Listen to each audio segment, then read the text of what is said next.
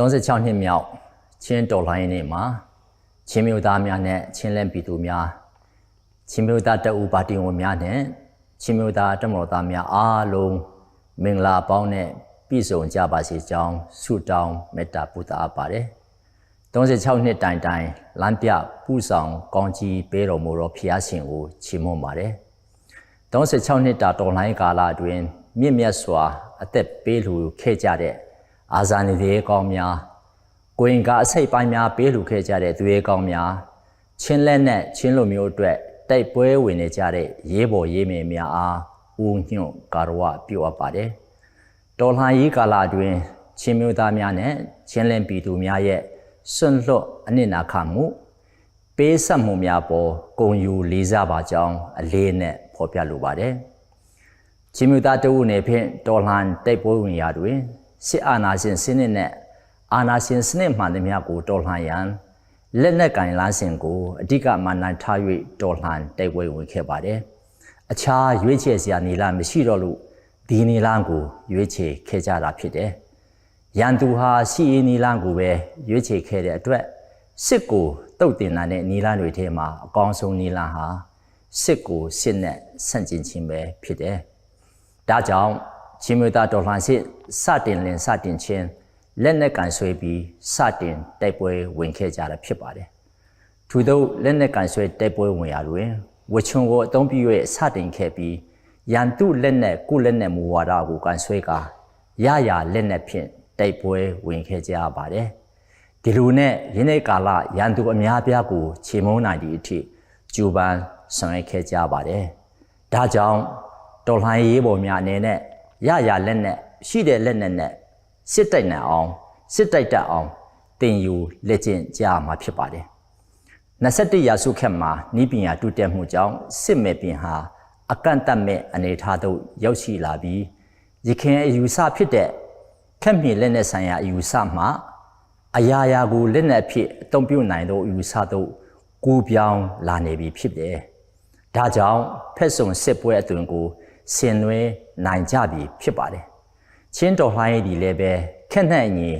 ပြောင်းလဲလာတဲ့တိုက်ပွဲတရံတွေကိုအသုံးပြုနိုင်အောင်ကြိုးပမ်းဆောင်ရွက်ကြမှာဖြစ်တယ်။ချင်းလည်းဖွဲ့စည်းပုံအခြေခံဥပဒေနဲ့ချင်းမျိုးသားတအူရဲ့ကာကွယ်ရေးနဲ့လုံခြုံရေးဆိုင်ရာမူဝါဒမှာဖော်ပြထားတဲ့အတိုင်းချင်းမျိုးသားတပ်မတော်ဟာချင်းမျိုးသားပိုင်းတဲ့နေမြေချင်းမျိုးသားများနဲ့ချင်းလင်းပြည်သူတွေကိုကာကွယ်စောင့်ရှောက်ဖို့တာဝန်ရှိပါတယ်။ချင်းလက်အချုပ်ချာအာဏာရဲ့မူရင်းပါရှင်ဟာချင်းမျိုးသားများဖြစ်တဲ့အတွက်ချင်းလက်ကိုကာကွယ်ဆောင်ရှောက်ဖို့ချင်းလူမျိုးတိုင်းမှာတာဝန်ရှိပါတယ်။ချင်းတို့ရဲ့ပိုင်းတဲ့နယ်မြေကိုကာကွယ်နိုင်ရေးအတွက်ချင်းမျိုးသားတပ်မတော်ကိုအင်အားခိုင်မာတောင့်တင်းအောင်တည်ဆောက်နေကြတာဖြစ်ပါတယ်။ဘာလို့လဲဆိုတော့မိမိတို့ရဲ့ပထဝီအနေထားရတော့၎င်းအာဏာရှင်စစ်တပ်ရဲ့လက်ရှိအနေထားပေါ်အခြေခံရတော့၎င်းအလင်းအမြန်တည်ဆောက်ရန်လိုအပ်ပါတယ်။ချင်းလူမျိုးဟာမိမိတို့ရဲ့ပိုင်းတဲ့နေမြေကိုကာကွယ်နိုင်ပြီးတပ်ရင်အားတည်ဆောက်နိုင်တဲ့အခြေအနေမှာရှိပါတယ်။သို့တော့ချင်းလက်ပိုင်းတဲ့နေမြေကာကွယ်ရေးဟာတာဝန်ကိုချင်းလူမျိုးတိုင်းအဓိကလှုပ်ဆောင်ရမယ့်တာဝန်ဖြစ်ခံယူလှုပ်ဆောင်ဖို့လိုအပ်ပါတယ်။ဒီအချိန်ဟာအလောက်လုံးနိုင်သူအားလုံးမျိုးသားရေးတာဝန်ထမ်းရွက်ရမယ့်အချိန်ဖြစ်ပါတယ်။နိုင်ငံပြင်ပထွက်ခွာရမယ့်အချိန်မဟုတ်သလိုဗြိပက္ခကိုရှောင်ရှားရမယ့်အချိန်ခါမဟုတ်ပါဘူး။ချင်းလဲရည်စီတည်တံ့ခိုင်မြဲရည်နဲ့ချင်းလူမျိုးတို့ရဲ့လွတ်လပ်သောအနာဂတ်ဖန်တီးတို့အတွက်ချင်းလူမျိုးအားလုံးတက်ညီလက်ညီတက်ပွဲရမယ့်အချိန်ဖြစ်ပါတယ်။ချင်းလန်းပြည်သူပြည်သားအားလုံးချင်းတော်လှန်ရေးမှာတက်ကြွပါဝင်ကြဖို့တိုက်တွန်းမှုဆော်လိုပါတယ်။အာနာသိန်းစစ်ကောင်စီအနေနဲ့3နှစ်တာကာလအတွင်းလူဝင်အားပြုံးတီးမှုအလိုများပြားလာခဲ့သည့်တာမကစိတ်ဓာတ်ပိုင်းဆိုင်ရာအလိုအားနေတဲ့ရှိပါတယ်။တပီလုံးအတိုင်းအတာဖြင့်တိုက်ပွဲများဖော်ဆောင်မှုကြောင့်တိုက်ရင်အာမုံလောက်ဖြစ်ကာစစ်မှုမထမ်းမနေရဥပဒေပြဋ္ဌာန်းပြီးစစ်သားများစုဆောင်လျက်ရှိပါတယ်။ဒါဟာစစ်အာဏာရှင်များရဲ့နောက်ဆုံးအာဏာထိန်းသိမ်းနိုင်ရေးအတွက်ကြိုးပမ်းအားထုတ်မှုတရက်ဖြစ်ပါတယ်။ဒါကိုတိုင်းသူပြည်သားအားလုံးကဆန့်ကျင်တော်လှန်ကြမှာဖြစ်တယ်။အကောင်အထည်မဖော်နိုင်အောင်ကြိုးပမ်းဆောင်ရွက်ကြမှာဖြစ်တယ်။ဒီအခြေအနေအောက်မှာပြည်သူပြည်သားများအနေနဲ့တော်လှန်သောအင်အားစုများထံအင်အားဖြည့်တင်ဖို့အခွင့်အခါကောင်းကိုလက်မလွှတ်ပဲအများဆုံးပူပေါင်းပါဝင်ကြဖို့တိုက်တွန်းမှုဆိုလိုပါတယ်။ 36နှစ်တာချင်းတော်လိုင်းမှာချက်တိုင်းသားလူမျိုးများနဲ့မတူတဲ့ထူးခြားချက်တွေရှိပါတယ်အဓိကအနေနဲ့နိုင်ငံတကာကိုရောက်ရှိနေကြတဲ့ချင်းလူမျိုးတို့ရဲ့မျိုးချစ်စစ်တဲ့ကိုရောက်ရှိနေတဲ့နေရာအသီးသီးကနေပြီးတော့မှစစ်အာဏာရှင်တော်လှန်ရေးမှာမဆော့မနစ်ပါဝင်ကြခြင်းပဲဖြစ်ပါတယ်ဆယ်စုနှစ်3ခုတာကာလအတွင်းမှာကန္တာအသီးသီးမှာပညာသင်ကြားနေကြတဲ့ချင်းလူငယ်များဟာမြို့သားတော်လှန်ရေးကိုမိမိတို့တက်မြောက်တဲ့ပညာရဲ့အလိုက်အကျိုးပြုနေကြပြီးဖြစ်ပါတယ်ဒီထက်ပုံမူပြီးအကျိုးပြုဖို့ပြင်ဆင်နေကြပြီလည်းဖြစ်ပါတယ်ကမ္ဘာအကောင်းဆုံးတက္ကသိုလ်ကြီးများမှာတက်ရောက်သင်ကြားနိုင်တဲ့အခြေအနေကိုရောက်ရှိနေကြပြီဖြစ်တယ်လို့ချင်းလင်းပြန်လေထူထောင်ရေးအတွက်လူအပ်မဲ့အတတ်ပညာများကိုလည်းစီးပူးလက်လာသင်ကြားနေကြပြီဖြစ်ပါတယ်ဒါဟာချင်းတော်လိုင်းခီးစဉ်မှာတန်ဖိုးမဖြတ်နိုင်တဲ့ပါဝင်လှုပ်ဆောင်မှုတွေဖြစ်ပါတယ်ယခုဆိုရင်နိုင်ငံပေါင်း15နိုင်ငံမှာ Regional Committee နဲ့ချင်းလင်းကလပ်များကိုဖွဲ့စည်းလေပတ်နိုင်ခဲ့ပြီးဖြစ်တယ်ဒီကော်မတီများအနေနဲ့ချင်းတော်လှန်ရေးရဲ့အဓိကလိုအပ်ချက်တရက်ဖြစ်တဲ့ဘန္ဒာရန်ပုံငွေကိုဆက်ပွဲပေးတာဖြစ်ပါတယ်။နိုင်ငံတကာရောက်ချင်းမျိုးသားများအနေနဲ့မိမိတို့ရောက်ရှိနေကြတဲ့နိုင်ငံများရဲ့လွတ်လပ်မှုလူ့အခွင့်အရေးစနစ်ကောင်းများနဲ့အခွင့်အလမ်းများကိုချင်းလဲရဲ့ရီခံမေခါနဲ့ညီချိတ်ဆက်ဖော်ဆောင်နိုင်ရေးအတွက်ပုံမူအာယုံစိတ်လှုပ်ဆောင်ပေးကြဖို့ထပ်မံနှိုးဆော်တိုက်တွန်းလိုပါတယ်။ချင်းမျိုးသားတအူးရဲ့အာရမအချိန်မြောက်ပါတီညီလာခံက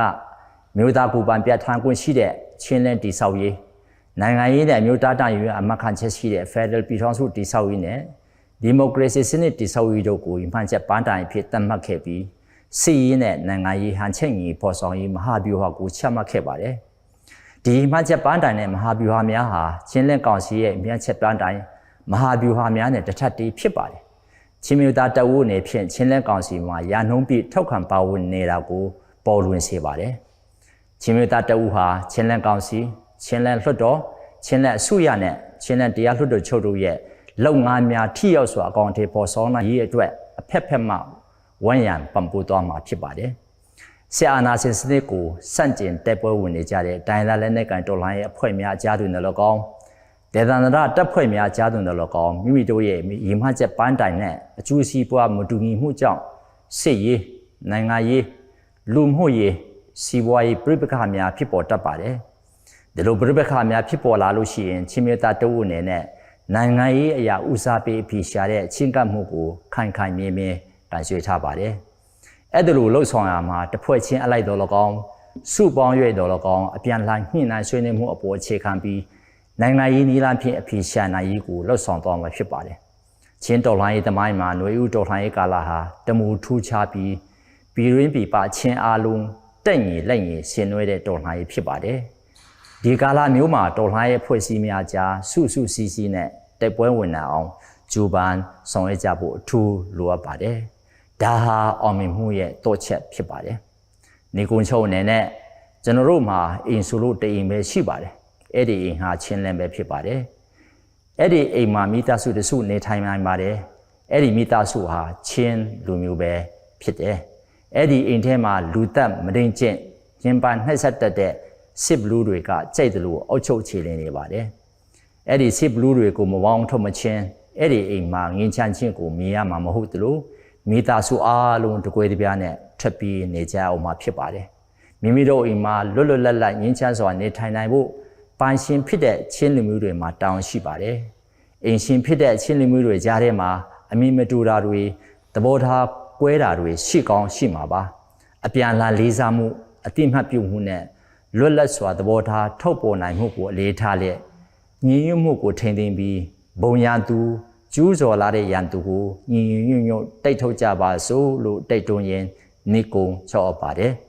ချင်းတော်လှန်ရေးမုတ်ချအောင်ရမည်